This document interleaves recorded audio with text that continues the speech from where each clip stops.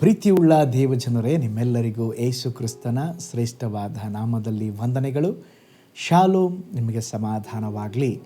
ಈ ದಿನ ದೇವರ ವಾಕ್ಯದ ಜ್ಞಾನಕ್ಕಾಗಿರುವಂಥ ವಿಷಯ, ದೇವರು ಇದ್ದಾರೆಂದು ಅನುಭವದಿಂದ ತಿಳಿದುಕೊಳ್ಳ್ರಿ.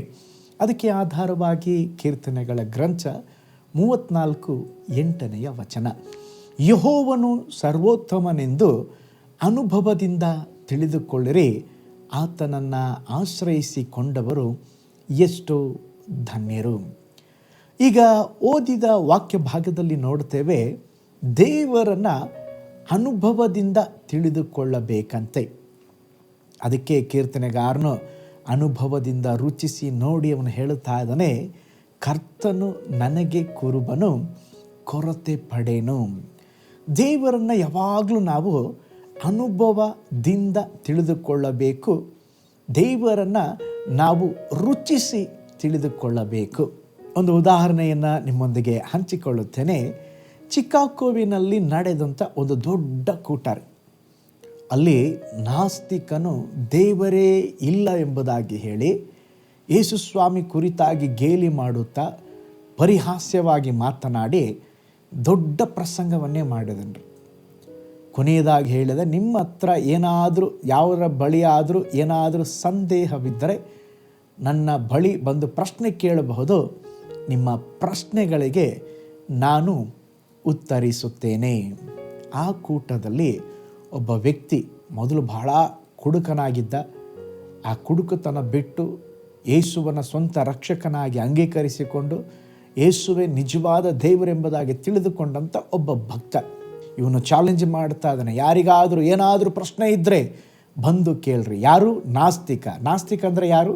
ದೇವರು ಇಲ್ಲ ಎಂಬುದಾಗಿ ಹೇಳುವವರನ್ನು ನಾಸ್ತಿಕರೆಂಬುದಾಗಿ ಹೇಳ್ತಾರೆ. ಆಗ ಈ ಮನುಷ್ಯನು ಅಲ್ಲಿ ಹೋದ.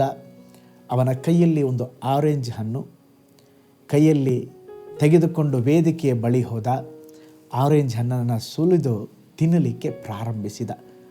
ನಿಧಾನವಾಗಿ ತಿಂತಾ ಇದ್ದ ಆ ನಾಸ್ತಿಕನಿಗೆ ಕೋಪ, BP ಎಲ್ಲ ಸ್ಟಾರ್ಟ್ ಆಗಿತ್ತು. ಏನೋ ಇವನು ಹಸಿವೆಗೊಂಡಿರ್ಬೋದು, ಏನೋ ತಿಂತಾ ಇದ್ದಾನಂತೆ ಸುಮ್ಮನೆ ನೋಡ್ತಾ ಇದ್ದ. ತಿಂದಾದ ಮೇಲೆ ಈ ಭಕ್ತ ಕೇಳ್ದ, ಸರ್, ಈ ಕಿತ್ತಲೆ ಹಣ್ಣು, ಈ ಆರೆಂಜ್ ಸಿಹಿಯಾಗಿದೆಯಾ, ಕಹಿಯಾಗಿದೆಯಾ, ಹುಳಿಯಾಗಿದೆಯಾ ಹೇಳ್ರಿ ಅಂದ. ಇವನೇನಾದರೂ ಪ್ರಶ್ನೆ ಇದ್ದರೆ ಕೇಳ್ರಿ ಅಂತ ಹೇಳಿದ್ನಲ್ವ. ಇವನಿಗೆ ಕೋಪ ಬಂತ್ರಿ. ನಾನು ಪ್ರಶ್ನೆ ಕೇಳಿದ್ರೆ ಇವನ ಸಿಹಿಯಾಗಿದೆಯಾ, ಕಹಿಯಾಗಿದೆಯಾ, ಹುಳಿಯಾಗಿದೆಯಾ ಅಂತ ಕೇಳ್ತಾ ಇದ್ದಾನಂತೇಳಿ ಕೋಪದಿಂದನೇ ಕೇಳ್ದ. ಅಲ್ಲ ಮಾರಯ್ಯ, ಆರೆಂಜ್ ತಿಂದಿದ್ದು ನೀನು, ನಾನು ತಿನ್ನಲಿಲ್ಲ. ತಿಂದವನು ನೀನಾದರೆ ಹಣ್ಣು ಹುಳಿನ, ಕಹಿನ, ಸಿಹಿನ ಅಂತೇಳಿ ನೀನು ಹೇಳಬೇಕು. ನೀನು ಹೇಳದ ಹೊರತು ನಾನು ತಿನ್ನದೆ ಅದನ್ನು ಹೇಗೆ ನನಗೆ ಹೇಳಲಿಕ್ಕೆ ಸಾಧ್ಯ ಎಂಬುದಾಗಿ ಹೇಳಿದ. ಆಗ ಆ ಭಕ್ತನು ಹೇಳಿದ, ಅದೇ ವಿಧದಲ್ಲಿ ನನ್ನ ದೇವರನ್ನು ನಾನು ಸವಿದು ನೋಡಿದ್ದೇನೆ. ದೇವರಿದ್ದಾನೆಂಬುದಕ್ಕೆ ನಾನೇ ಸಾಕ್ಷಿ.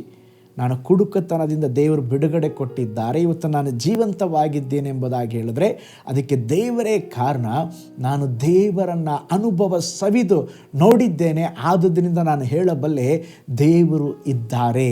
ನೀನು ಅನುಭವಿಸಿಲ್ಲ, ನೀನು ದೇವರನ್ನ ನೋಡಿಲ್ಲ, ಅದಕ್ಕೆ ನೀನು ಹೇಳ್ತಾ ಇದೀಯ ದೇವರು ಇಲ್ಲ ಅಂತೇಳಿ. ಅದಕ್ಕೆ ಆ ಭಕ್ತ ಹೇಳ್ದ, ದೇವರು ಇದ್ದಾನೆ. ಅದಕ್ಕೆ ಕೀರ್ತನೆಗಾರನ ಹೇಳ್ತಾನೆ. ಓದಿದ ವಾಕ್ಯ ಭಾಗದಲ್ಲಿ ನಾವು ನೋಡ್ತೇವೆ, ಯೆಹೋವನು ಸರ್ವೋತ್ತಮನೆಂದು ಅನುಭವದಿಂದ ತಿಳಿದುಕೊಳ್ಳ್ರಿ. ನಮ್ಮ ಜೀವಿತದಲ್ಲಿ ಸಹ ದೇವರನ್ನು ಅನುಭವದಿಂದ ಸವಿಯಬೇಕ್ರಿ. ಅವರಿವರು ಹೇಳಿದ್ದ ಮಾತನ್ನಲ್ಲ. ನಿಮ್ಮ ಒಂಟಿಯಾಗಿ ಪ್ರಾರ್ಥಿಸುವಾಗ, ಆರಾಧಿಸುವಾಗ, ಓ ಸ್ತೋತ್ರ, ದೇವರನ್ನು ಹೆಚ್ಚಾಗಿ ತಿಳಿಯಿರಿ. ದೇವರ ವಾಕ್ಯದ ಮೂಲಕ ದೇವರನ್ನು ತಿಳಿಯಿರಿ. ಹೆಸರಿಗೆ ಮಾತ್ರ ಕ್ರೈಸ್ತರಾಗಿರಬೇಡ್ರಿ. ನಿತ್ಯವೂ ದೇವರನ್ನು, ಓ ಸ್ತೋತ್ರ, ರುಚಿಸಿ ತಿಳಿಯಿರಿ. ಅವರು ನಿಮ್ಮ ಸಮೀಪದಲ್ಲೇ ಇದ್ದಾರೆ, ನಿಮ್ಮ ಬಲಗಡೆಯಲ್ಲಿ ಇದ್ದಾರೆ. ನೀವು ಅವ್ರ ಜೊತೆ ಮಾತಾಡುವಾಗ ದೇವರು ನಿಮ್ಮ ಸಂಗಡ ಮಾತನಾಡ್ತಾರೆ. ಅನುಭವ ಸವಿದು ದೇವರನ್ನು ತಿಳಿದುಕೊಳ್ಳ್ರಿ. ಕರ್ತನು ನಿಮ್ಮನ್ನು ಆಶೀರ್ವಾದ ಮಾಡಲಿ. ಪ್ರಾರ್ಥನೆ ಮಾಡಿಕೊಳ್ಳೋಣ. ಪರಲೋಕದಲ್ಲಿ ವಾಸ ಮಾಡುವ ನಮ್ಮ ತಂದೆಯಾದ ದೇವರೇ, ಯೆಹೋವನು ಸರ್ವೋತ್ತಮನೆಂಬುದಾಗಿ ಅನುಭವದಿಂದ ತಿಳಿದುಕೊಳ್ಳ್ರಿ ಎಂಬುದಾಗಿ ನಿನ್ನ ವಚನ ಹೇಳುತ್ತದೆ. ಹೌದು ಸ್ವಾಮಿ, ನೀವು ಎಷ್ಟು ಒಳ್ಳೆಯ ದೇವರಪ್ಪ. ಒಂದೊಂದು ದಿವಸವೂ ಇನ್ನೂ ನಿಮ್ಮನ್ನು ರುಚಿಸುವಂತೆ, ಅನುಭವದಿಂದ ತಿಳಿಯುವಂತೆ ದೇವರೇ, ಒಂದು ಕಡೆ ದುರ್ಬೋಧನೆಗಳು, ಒಂದು ಕಡೆ ದೇವರಿಲ್ಲ ಎಂಬುದಾಗಿ ಹೇಳುವವರು, ಒಂದು ಕಡೆ ಕ್ರಿಸ್ತ ವಿರೋಧಿಗಳು, ಇವೆಲ್ಲವುಗಳ ಮಧ್ಯದಲ್ಲಿ ಕೂಡ ನಿಮ್ಮನ್ನು ಅನುಭವಿಸಿ ಅನುಭವದಿಂದ ಹೆಚ್ಚು ತಿಳಿಯಲಿಕ್ಕೆ ನಮಗೆ ಸಹಾಯ ಮಾಡಿರಿ. ಈ ವಿಡಿಯೋ ವಾಚ್ ಮಾಡಿದ ಎಲ್ಲ ಕುಟುಂಬಗಳು, ಎಲ್ಲ ದೇವಜನರು ಯೇಸುವಿನ ನಾಮದಲ್ಲಿ ದೇವರೇ ಆಶೀರ್ವದಿಸಲ್ಪಡಲಿ ಸ್ವಾಮಿ. ನಿನ್ನ ಹಸ್ತ ನಿನ್ನ ಜನರ ಸಂಗಡ ಇರಲಿ, ಯೇಸುವಿನ ಹೆಸರಿನಲ್ಲಿ ತಂದೆಯೇ, ಆಮೇನ್. Price the lord. ಹಾಗಾದರೆ ದೇವರನ್ನು ಅನುಭವ ಸವಿದು ನೋಡ್ರಿ, ರುಚಿಸಿ ನೋಡ್ರಿ. ದೇವರು ನಿಮ್ಮ ಜೀವಿತದಲ್ಲಿ ಒಳ್ಳೆಯದನ್ನು ಮಾಡ್ತಾರೆ. ನಿಮಗಾಗಿ, ನಿಮ್ಮ ಕುಟುಂಬಕ್ಕಾಗಿ ಪ್ರಾರ್ಥಿಸ್ತಾನೆ.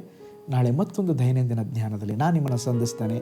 ನಾನು ನಿಮ್ಮ ಪ್ರೀತಿಯ ಸೇವಕ pastor Paul Joy. God bless you all.